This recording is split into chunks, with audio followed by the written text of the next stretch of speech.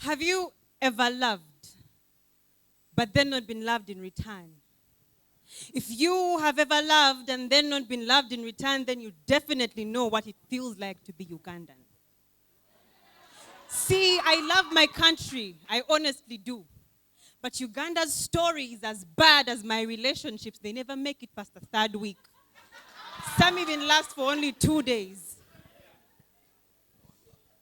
Oh, Uganda, may God uphold thee. We lay our future in thy hands. Oh, Uganda, may God uphold thee. How exactly is he supposed to uphold thee when the government cannot even uphold its own citizens? Let me tell you, Uganda is a country where a man in his 8th presidential term has the audacity to come and tell us to eat cassava if we cannot afford bread. So does this mean that girls should start getting pregnant because sanitary towels are expensive? Or we should wait on death if we cannot afford to clear our medical expenses? Or we should go and live on the streets if we cannot pay our rent? My friends, his wife is the Minister of Sports and Education. But the universities are enrolling our students to study courses that have long expired. They are not recognized.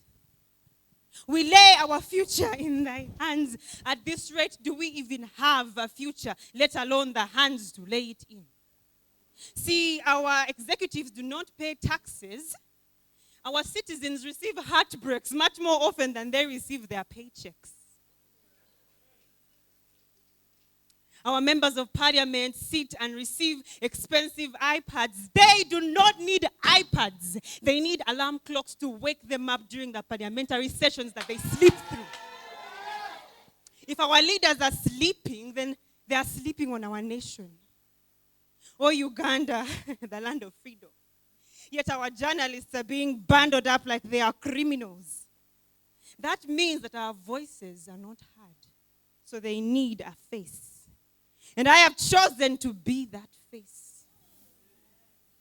By the way, I call upon our religious leaders to stop contemplating about the offertories and tithes that the Wanaichi take to churches, but start advocating for policies and demanding for accountability from our leaders.